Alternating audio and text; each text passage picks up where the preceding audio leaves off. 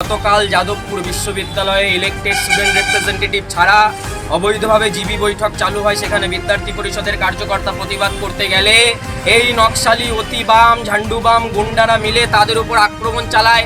এই যে নকশাল যারা রয়েছে প্রত্যেকে সমাজ বিরোধী, মানুষকে হত্যা করতে এদের হাত কাঁপে না।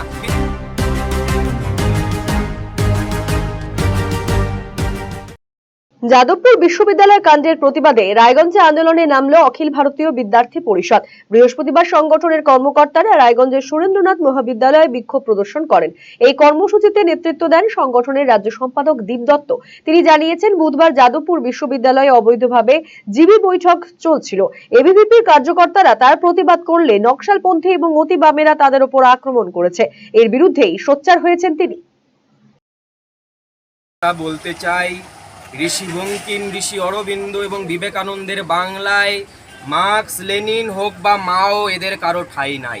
গতকাল যাদবপুর বিশ্ববিদ্যালয়ে ইলেক্টেড স্টুডেন্ট রিপ্রেজেন্টেটিভ ছাড়া অবৈধভাবে জিবি বৈঠক চালু হয়। সেখানে বিদ্যার্থী পরিষদের কার্যকর্তা প্রতিবাদ করতে গেলে এই নকশালি অতি বাম ঝান্ডু বাম গুন্ডারা মিলে তাদের উপর আক্রমণ চালায়, প্রাণঘাতী হামলা চালায়। আপনারা সকলে জানেন, এই যে নকশাল যারা রয়েছে প্রত্যেকে সমাজ বিরোধী, মানুষকে হত্যা করতে এদের হাত কাঁপে না। বিদ্যার্থী পরিষদের কার্যকর্তাদের উপর অতর্কিত হামলা চালায় এবং তাদের প্রাণনাশ করার এরকম চেষ্টা চালায়। দশাধিক কার্যকর্তাদের উপর বহিরাগত গুন্ডা হায়ার করে নকশালীরা তাদেরকে হত্যা করার চেষ্টা করে।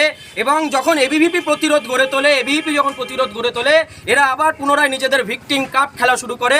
এরা আবার পুনরায় গণতন্ত্র খতরে মে হ্যাঁ কথা বলা শুরু করে। তাই এরা যারা বলে কিসের ভারত, এরা যারা বলে ভারত রাষ্ট্রের ধ্বংস হোক, যারা ঋষি অরবিন্দের পীঠস্থান সেই যাদবপুর বিশ্ববিদ্যালয়কে কলুষিত করে রেখেছে, বিষিয়ে দিয়েছে, সেই পবিত্র শিক্ষাঙ্গনকে বিদ্যার্থী পরিষদ, সেই যাদবপুর হোক বা অন্য কোনো ক্যাম্পাস, এই বাম হোক, অতি বাম হোক, ঝান্ডু বাম হোক বা কোন বাদ মতবাদী হোক, এদেরকে আমরা মাটিতে মিশিয়ে দেব।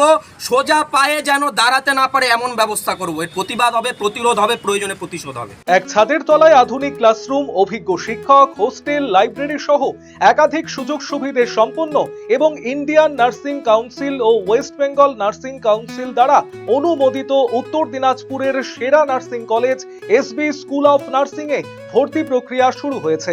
এখানে পড়ার সবচেয়ে বড় সুবিধে হলো ছাত্রীদের প্রত্যেকটি প্র্যাকটিক্যাল ক্লাস করানো হয় রায়গঞ্জ মেডিকেল কলেজে। সাথে আছে মেডিকেল কলেজে সুরক্ষিত যাতায়াতের জন্য নিজস্ব বাস পরিষেবা।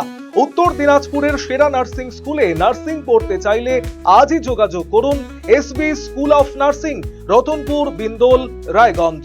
ফোন নম্বর 9475476245 এবং 9475720311।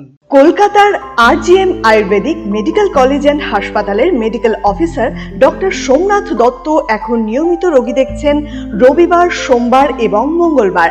দীর্ঘদিনের হাঁটু, কোমর, গাঁট ব্যথা, নার্ভের সমস্যা, পেটের সমস্যা, যৌন সমস্যা ও মানসিক সমস্যা সমাধানের নির্ভরযোগ্য প্রতিষ্ঠান রায়গঞ্জ স্কুল রোডের লোকনাথ আয়ুর্বেদিক ঔষধালয় ও রায়গঞ্জ এলআইসি মোড়ের লোকনাথ আয়ুর্বেদ চিকিৎসালয়।